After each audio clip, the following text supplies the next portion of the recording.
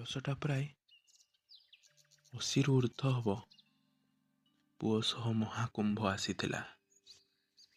ପୂର୍ଣ୍ଣ କରିବ, ପାପ ସବୁ ଧୋଇବ। ହେଲେ ଏ ଭିଡ଼ରେ ତା ପୁଅର ହାତଟା ତାଠୁ ସଳଖି ଯାଇଛି।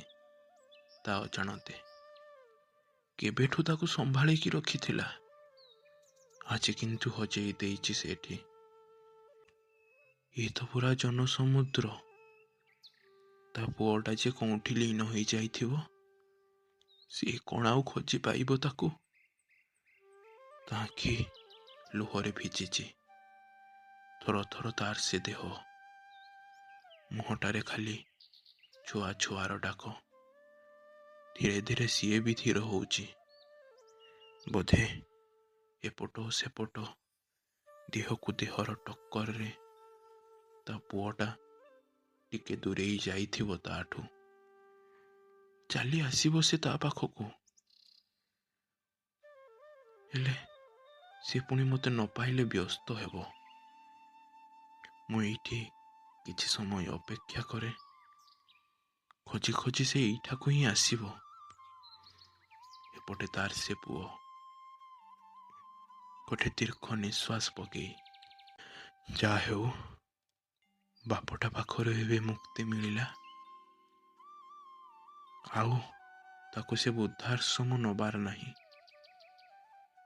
କେବେ ଆଉ ସେ ଖୋଜି ପାଇବନି ମତେ। ଏଥିରେ ତ ମୋର କିଛି ଭୁଲ ନାହିଁ।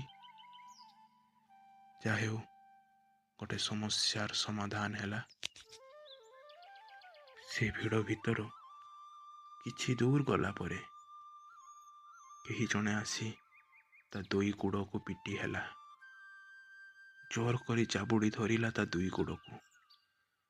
ଆଉ କହୁଥିଲା, ମତେ ମୋ ବାପା ଆଣିଦିଅ, ମୋ ବାପା। ପିଲାଟାକୁ ଯେତେବେଳେ କଳେଇକି ଉପରକୁ ଉଠେଇଲା, ସେ ଦେଖିଲା ପିଲାଟା କମ୍ପୁଛି ବାପା ବାପା କହି। ସେ କହିଲା, ଏତେ ଭିଡ଼ ଭିତରେ ମୁଁ ତୁମକୁ କୋଉଠି ଖୋଜି ଆଣିଦେବି ତୁମ ବାପାଙ୍କୁ? ପିଲାଟାକୁ ଯେତେ ବୁଝେଇଲା, ଯେତେ ଯାହା ଆଣିକି ଦେଲା, ପିଲାଟାର ଗୋଟିଏ ଜିଦ୍, ମତେ ମୋ ବାପା ଦରକାର, ମୋ ବାପା। ତାକୁ ଲାଗିଲା ସତେକି ସିଏ ଯେମିତି ଥିଲା, ସେ ବି କେବେ ମେଳାରେ ନ ହଜିବ ବୋଲି ତା ବାପର ହାତକୁ ଜୋର କରି ଚାବୁଡ଼ି ଧରିଥାଏ। ତା ବାପା ବି ଠିକ୍ ସେମିତି ତା ହାତକୁ ଜୋର କରି ଚାବୁଡ଼ି ଧରିଥାନ୍ତି, ତାକୁ କେବେ ହଜିବାକୁ ଦେବେନି ବୋଲି।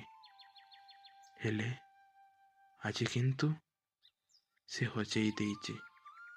ନା, ସେ ହଜି ଯାଇଛି ଏ ସଂସାରର ମାୟାରେ। ଏବେ ତା ଆଖିରେ ଲୁହ ଧାର ଧାର।